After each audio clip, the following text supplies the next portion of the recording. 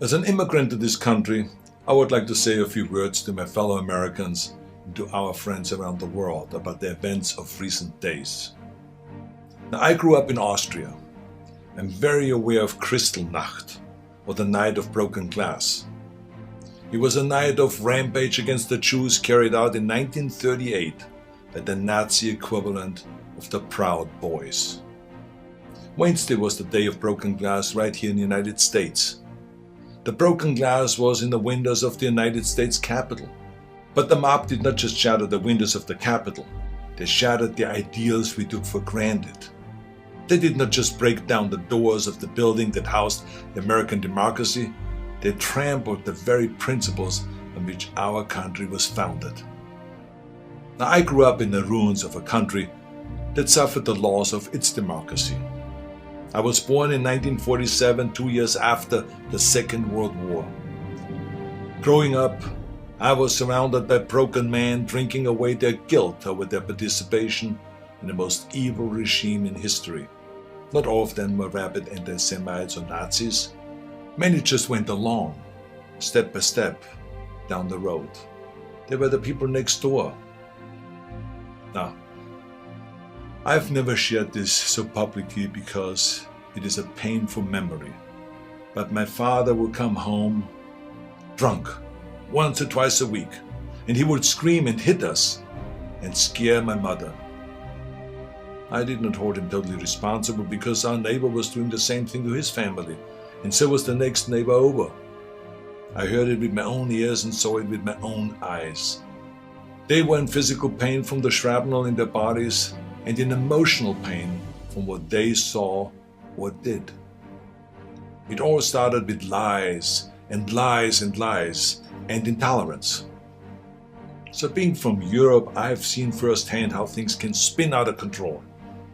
I know there is a fear in this country and all over the world that something like this could happen right here.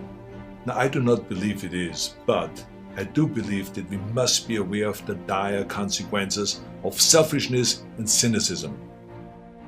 President Trump sought to overturn the results of an election, and of a fair election. He sought a coup by misleading people with lies. My father and our neighbors were misled also with lies, and I know where such lies lead. President Trump is a failed leader. He will go down in history as the worst president ever. The good thing is that he soon will be as irrelevant as an old tweet. But what are we to make of those elected officials who have enabled his lies and his treachery? I will remind them of what Teddy Roosevelt said. Patriotism means to stand by the country. It does not mean to stand by the president. I believe, as shaken as we are by the events of recent days, we will come out stronger because we now understand what can be lost. We need reforms, of course, so that this never ever happens again. We need to hold accountable the people that brought us to this unforgivable point. And we need to look past ourselves, our parties and disagreements, and put our democracy first. And we need to heal together from the drama of what has just happened. We need to heal not as Republicans or as Democrats, but as Americans. Now, to begin this process, no matter what your political affiliation is, I ask you to join me in saying to President-elect Biden, President-elect Biden, we wish you great success as our president. If you succeed, our nation succeeds.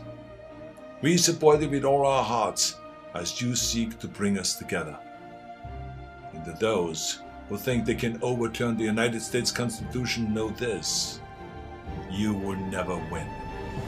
President-elect Biden, we stand with you today, tomorrow, and forever in defense of our democracy from those who would threaten it. May God bless all of you, and may God bless America.